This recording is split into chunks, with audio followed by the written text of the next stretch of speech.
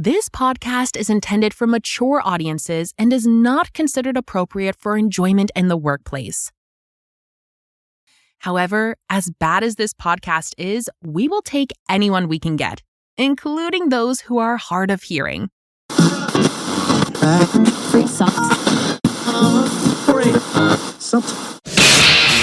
You can stop the search for something intellectual and fulfilling. You've tuned into the Diary of a Bald Man, and there is no going back. Let the moaning, groaning, and bitching begin in 5, 4, 3, 2, 1. Listening to this podcast is cheaper than therapy, but also a shit ton less professional. Expect unfiltered opinions, safety rants, and the occasional heartfelt reminder you're not as mentally inadequate as you think. Well, probably. Hey everybody, this is Alan Woodford, and for those of you that have just may come into the show, you're listening to the Diary of a Bald Man. So we had some really great responses from the last show for the reset for 2026, and if you're new, what we had done was originally when we'd start the show, we'd do 10 to 15 minutes, leading into the final segment. But we had a break called a mental health moment. And it's just where we incorporated music to give the listeners, an option to step away for a moment and regroup. Because when I do training, whether it's OSHA training, first aid training, things of that, sometimes you'll stop. Because after like 10, 15 minutes, you're just kind of like, okay, I need a break from this sound. I need a break from this voice.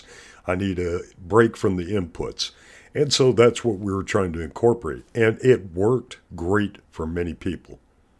But for those of the listeners and subscribers that commute daily and listen to podcasts during that time, it took up some time where they had to try and fast forward to get to the final messages prior to getting to work because they didn't know if they'd come back later in the day.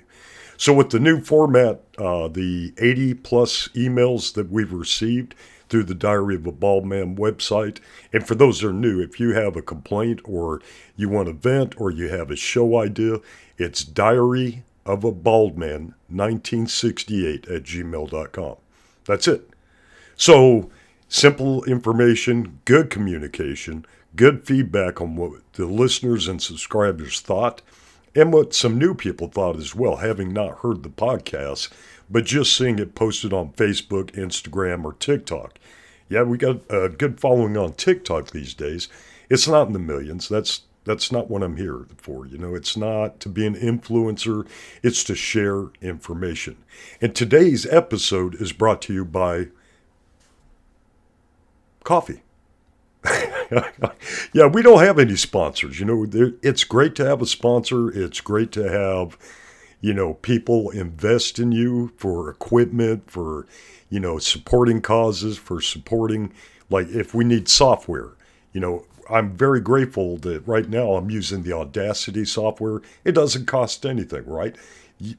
We don't ask for people to send in money for anything of the projects. It's great when people want to donate based on what they feel is your time and your voice and the way you do things, but it's not a job. I do this because I enjoy it.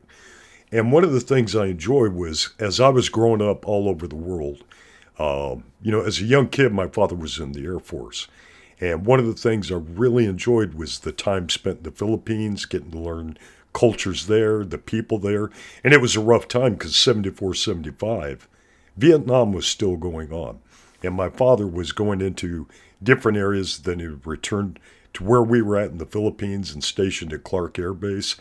So I had a lot of influence culturally, and a lot of the respect I learned was not just from the military, but the way Asians, Pacific Islanders, people from all of their cultures treated and respected their elders and their young persons. Today you don't see that in the States as much. We're a definite melting pot, and we definitely have great number of cultures, but most of those people keep the cultures within their communities. We don't share like we would if we were overseas and involved and, embedded into that village or that small town or small city. And so one way we can share cultures and we could share things that we learned and like is like with TikTok. I have learned so many new cooking ideas and recipes from around the world, especially Korean, things I really enjoy, but I don't have any close personal friends here stateside or what we call CONUS that cook that way. So I miss a lot of the things, but now I'm getting behind the scenes videos and behind the scenes information. It's almost as though they're creating a visual diary or a visual journal. Because as we commute and as we move to new locations, we learned that in where we're at now, the environments we're learning in, they eat different things. Their music or genres are different. And what appeals to them is what appeals to the community, right? But that's not always us. What appeals to me is everything. A melting pot. Think of it as a stew. I want a little bit of Korean. I want a little bit of Filipino. A handful of Tennessee. A skosh of what I got in Montana, but don't remember because I was a child. The only way we can keep these going is to be actively engaged in our communities, with the people around us, or by researching. And one way people share their information about communities are through journals, recipes, postings. Like if you look at Instagram, not looking at the OnlyFans bullshit and people bounce around with their titties trying to get attention, but people that are trying to share something you're curious about because you may never gotten out of Hilton Head, North Carolina, or Camden, South Carolina, Gainesville, Georgia. So how do you know what you might enjoy but through other people's journals? What a podcast does, it offers us the opportunity to share ideas with you.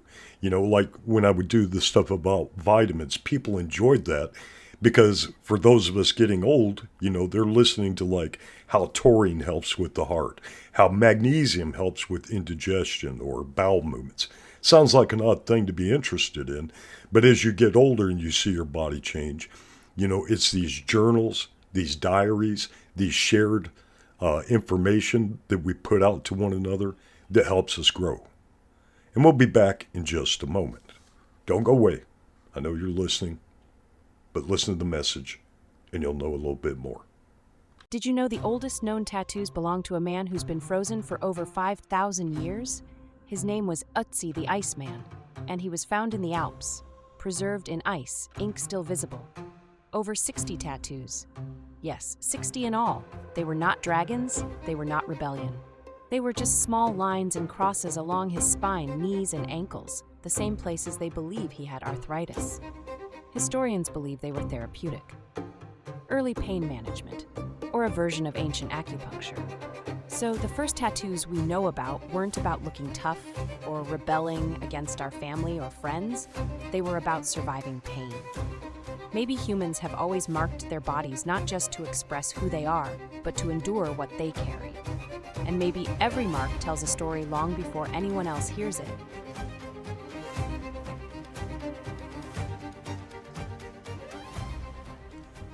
Now, a couple of you may be curious as to what a tattoo has to do with journaling. So if you listen to the message years ago, this gentleman was found in the Alps and he had 60 tattoos. Well, long before written language came about, and people getting in communities and telling stories around what we assume to be a campfire or something for a heating source, a lot of us had, well, I say us, but because that's our heritage, had ink or tattoos. So before written language came pictographs, hieroglyphics, and things of that nature. It's a form of journaling. One of the things I really love, and I just got a new tattoo yesterday, and it represents the island of Guam, where I grew up most of my teen years. So when you're looking at an individual may have tattoos, and you see like little cartoons or little things like that, it's a great way for you to start a conversation, right? The way we learn is to communicate. And when you look at a person that may be in ink or covered in ink, point to a specific one and say, what inspired that? It may have been like our gentleman that was found years ago. They had pain, they had suffering, and that, ink work and let's just say ink therapy just helped them get through a painful period. Because let me tell you, it doesn't tickle like you would think, but there's something about getting ink done. I really enjoy. I've got on my right arm, I've got various images from places I've been. Montana, where I was from originally, Guam, where I grew up the longest, and Tennessee, where I'm at now. And I'll be adding, Alaska, Kwajalein, Wake Island, and other places that had an impact on my life. So I can point to any of my tattoos and say, this is how this influenced me. And now I'm educating you and informing you. So it's a form of journaling. It's artistic. It's something we enjoy. And for others, it may be therapeutic. And let me tell you, if you've never had tattoos, it is very therapeutic. It can be painful. Excuse me. It can be unsettling at times if they hit certain areas where your nerves are like, wow, that one's really stimulated this time, take a break. But you persevere. You want to finish telling your story or marking, an important period in your life. There's other forms of journaling too. We just don't really think about it because we're like, man, I hated school. I hated this. But let me ask you this. Did you know that one of the earliest personal journals ever written was never meant to be published? Right? So we see a lot of publications, like I love my Kindle. I love books. I love reading. But in the 2nd century, Roman Emperor Marcus Aurelius wrote private notes to himself. We now call them meditations. And what was interesting, he wasn't trying to impress anyone because back then there wasn't a library to go to, Amazon, any type of historical documentation center that you could go pull and see what Marcus Aurelius was really thinking about at the time. The reason they assume he wrote this was to remind himself to stay disciplined, to control his anger, and to lead with virtue. It was a ruler talking to his own mind. So centuries later, Samuel Pepys documented daily life, including the Great Fire of London, and his private entries became a historical record. So we can find out what happened to our families, our regions, our environment, and the places we love and live. But then, once it became a historical record, here's the thread. Diaries were never born from ego. It wasn't somebody trying to say, well, I did this today, I did that. They were born from reflection. So that's why, people look at journals today, and say, hey, this is great. Let me see where I came from a very low point in life or a very challenging period and how I surpassed it and how I grew and how where I was blocked and binded. And now I have a path forward. I have a new compass to guide me in a new direction. We don't think about it often when we pass people every day and we see maybe they look pissed off. Maybe they look like they're hurting. How many times, raise your hand, have you driven or ridden through an area and you see somebody in their car that looked like they were in distress, dismayed, or crying? I can tell you numerous times when I lived, overseas, if you saw somebody on the side of the road and they were crying or something, 5 or 6 people would pull up. Hey, are you okay? Are you broke down? What's going on? And the community evolved around them, right? They didn't go into someone's community to do this. They just pulled to the side of the road, and every passerby would stop and check. You don't see that now. Not as frequently as you would if you were overseas, because we're always in a hurry to get to our next disappointment, to get to our next job interview, to get to our next shopping experience, right? We're so self-absorbed, and there's nothing wrong with that. We have to take care of ourselves before we take care of others. But, when we look at it, the human need to make sense of the day before the next one arrives is what journals can help with too. And I can tell you that it's beneficial because my mom is going through, periods of dementia and memory loss, and my dad's journaling her well-being, what she ate, things that the doctor's going to ask that she's not going to be able to remember for whatever variety of reasons she can't. These are things we want to document. What the kids do. So, if you're married, your wife's going to remember shit, the time and the second it occurred or did not occur. But Unless you're the wife, you're not going to be able to pull these facts up. You're going to need to document it. And it's critical, too, because if we work on something and we tell our kids, hey, if something happens to me, Google or YouTube the instructions, which is great. But if you could record it in your own handwriting, legibly, right? Sometimes it's hard, but your children or your wife or your spouse can find it. God forbid something happened to me. I want you to go to this place at this time, get into the lockbox, get the checkbook out, and take care of yourself. We have to document these things. And my podcast is a documentation too. One of the reasons for the changes, it was great when I brought up, historical information and how I, overcame challenges or continued working on moving forward, moving further. But does that help you? I know some people it has, especially those that have PAD or deep vein thrombosis. Does it help you when I tell you about the vitamins? I know some have, and they've told me about how taurine or magnesium glycinate or L-theanine or other amino acids help them.